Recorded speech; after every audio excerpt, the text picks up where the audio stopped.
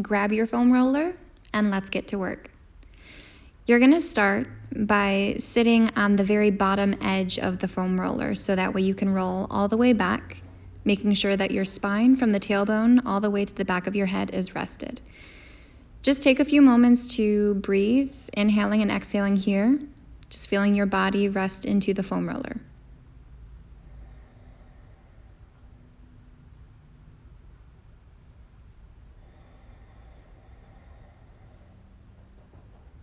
Make sure the pelvis is neutral.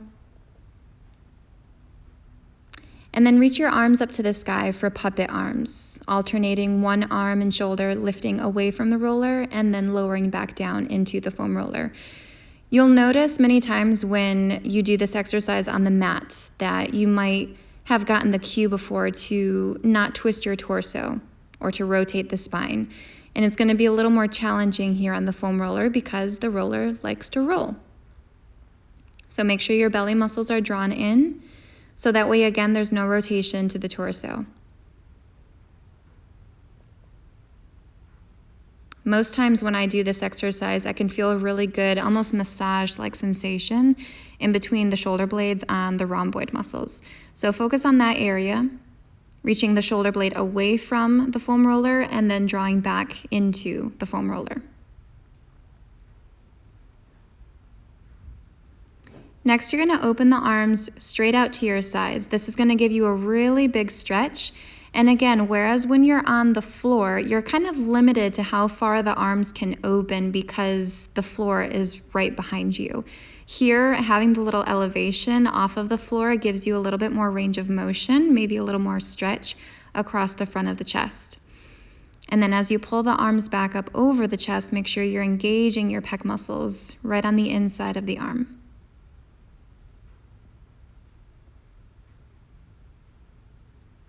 This is another one of those where you might feel the rhomboid muscles getting a good stretch. And then next, turn your palms to face the knees. Inhale and reach your arms overhead. Make sure to keep that knitting together action of the ribs at the front of the body so as to not let the torso or the rib cage splay open. That way your belly muscles are pulling everything down and into the roller. This again is going to stretch out the pec muscles and just gain some more mobility to your shoulders.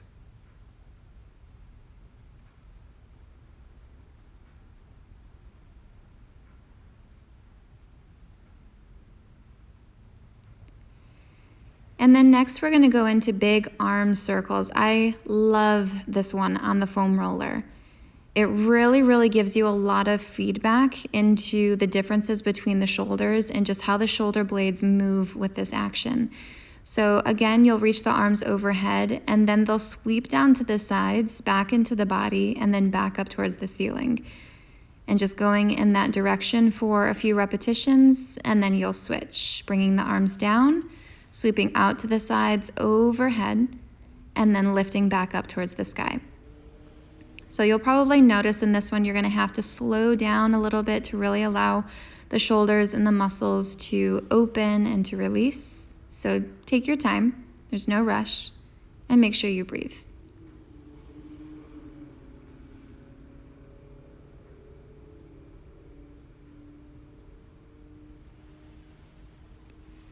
When your arms come up to the ceiling next, you're going to pause, coming into a head roll up.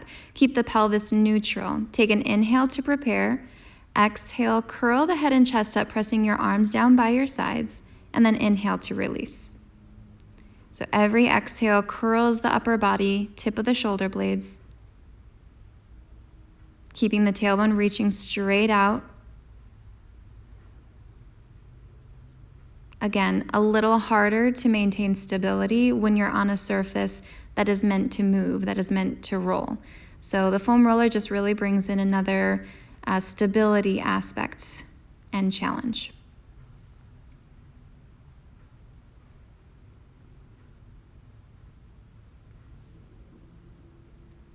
After you've completed head roll-ups, you can press your arms down to the mat. You're going to want them there because they're going to be your balance for this next one.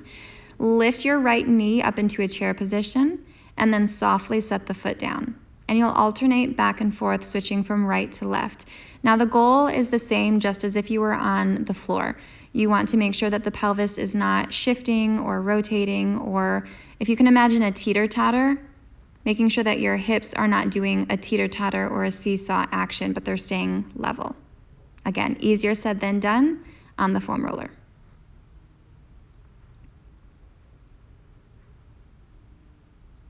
You can also take your arms a little wider if you're feeling really unsteady. That's just going to give you a little bit wider of a base, maybe feel a little bit more controlled. Try to relax the shoulders though.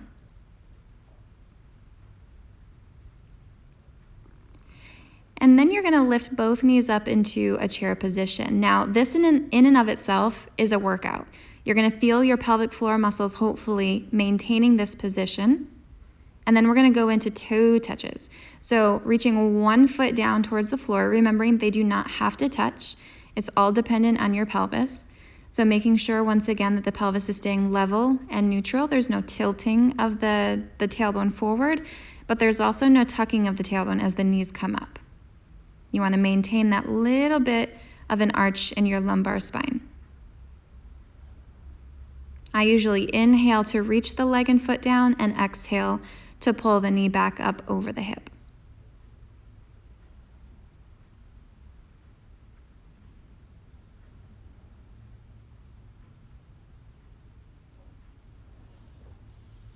And then go ahead and rest your feet. Walk your hands in a little closer to your body. Make sure your feet are planted firmly about sit bone distance. Start to tuck your tailbone, press the low back into the roller, lifting the hips and peeling the spine, and then reversing as you roll sequentially down bone by bone. Tailbone releases at the bottom. So again, your basic coccyx curl, or maybe more commonly known as a bridge lift. Engaging glutes and hamstrings to pull the hips and the spine up, and then drawing your belly muscles into the spine to roll down onto the foam roller. Again, this is another great one to give you feedback into maybe the different curvatures of your spine.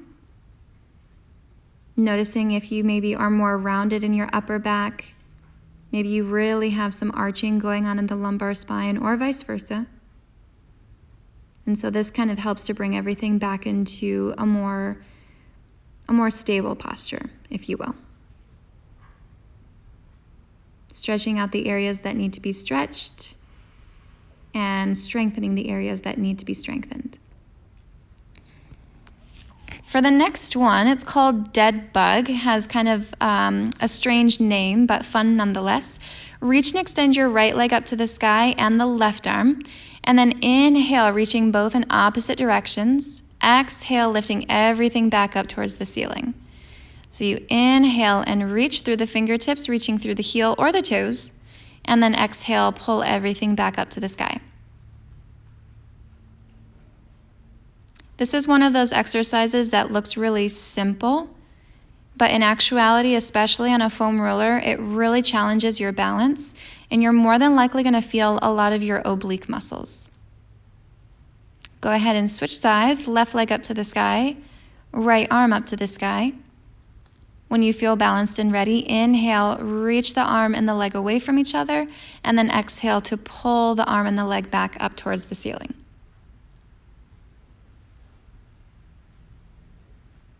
Your right foot and your left arm or your left palm are helping to stabilize, but your belly muscles are helping to stabilize torso and allow for the movement of the arm and the leg.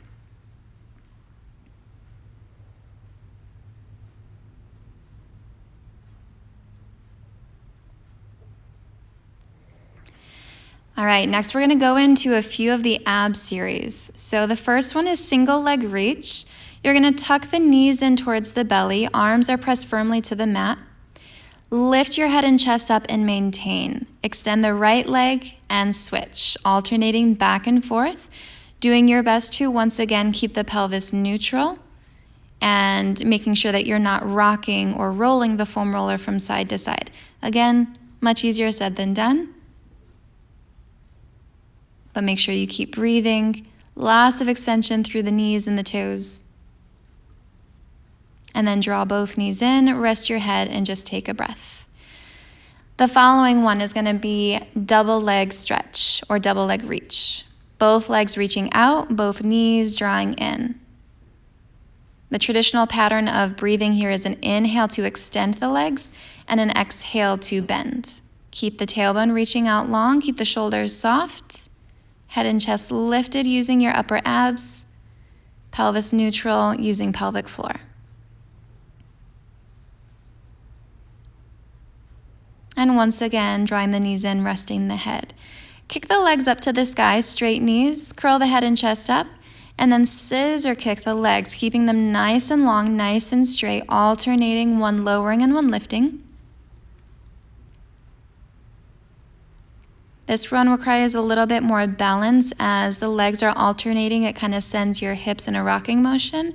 So that's where you're again going to pull into the pelvic floor, deep low abdominal muscles to keep everything nice and sturdy. All right, I'm feeling it at this point, so feel free to drop your knees if you need to, do any type of stretching, knees out to the sides. We're gonna do one more. This is probably the most challenging of the ones. Double leg lowers, kicking your legs up to the sky, flexing your feet, lift your head and chest. You lower the legs down together and then pull the legs up. Making sure as you lower the legs, the hips are not tilting forward, and as you lift the legs, the low back and the tailbone are not rounding. I usually don't do as many of these because they are more challenging, so just a few is sufficient. Go ahead and lower the feet and rest the head. Next, we're going to come over onto the belly and chest, putting the foam roller under the forearms or the backs of the wrists. Coming up into swan, you're going to roll your palms onto the foam roller as you lift the head and chest, maybe a little bit of the abs. Making sure to keep the pubic bone pressed down, squeezing lightly on the glutes. And as always, with any type of extension, drawing the shoulder blades down and away from the ears, making sure that the back of your neck stays nice and long. So once again, as you inhale, your back muscles are pulling, are lifting you into the extension. And then as you exhale, draw the belly muscles in to pull you back down towards the mat. And do just a few more.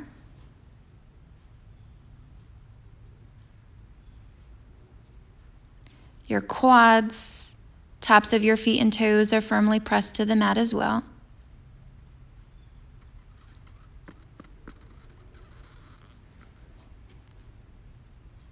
And then walk your hands under the shoulders, press up to your knees, connect your big toes, and sink your hips to your heels, walking your arms out to lower the chest and forehead for a child's pose. Taking some really big deep breaths.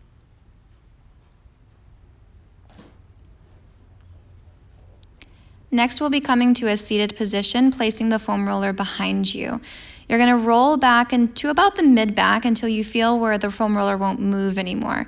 Knees can be slightly bent and your feet planted. Reach your arms out in front of you. Start to reach over the roller. Arms reaching up to the sky, letting your head tilt back just as much as you feel comfortable with. And then using your abs to curl and crunch up. You're not coming all the way off of the foam roller. So your back stays attached to the roller the whole time, but you should feel a pretty good deep ab crunch. And then not to mention a really, really nice upper back stretch. This is the part of our spine, our thoracic spine, that gets so rounded just from everyday slumping, if you will, or slouching. Next, you're going to maintain this rotation, or I'm sorry, not the rotation, this flexion of the spine, and alternate lifting one knee up and down. This should use your pelvic floor muscles really, really well. And then in a seated position, straight legs holding onto the foam roller out in front of you with long arms, lift the foam roller up and overhead, but make sure to keep your spine nice and straight. Belly muscles pulled in at the front of the body. Gaze straight forward. And then we'll go into a twist. So pressing firmly onto the roller, taking your twist, your rotation of the spine in both the right and left direction, keeping your heels and toes firmly pressed together to make sure that there's no movement to the heels. Soften the shoulders from the ears.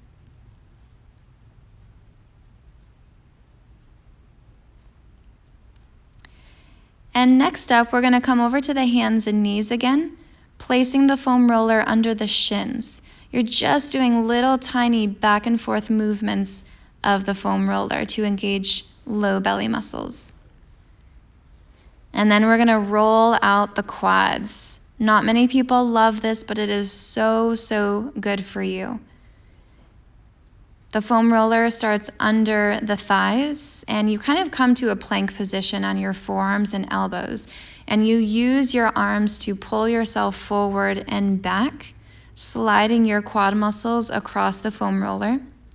Now, if you notice what I just did, I turned out my toes. So the direction of your toes can really target different areas of your quads. Your quads have 4 muscles. So there's 2 muscles that run up and down straight across the midline of the quad. If you turn your toes out, you're going to get more into the inner thighs. If you turn your toes in, think pigeon-toed, you're going to target more of the outer quad towards the IT band muscle of the leg. And make sure to breathe. Thank you so much, you guys, for this class, for joining, for watching, for participating. I hope you truly enjoyed.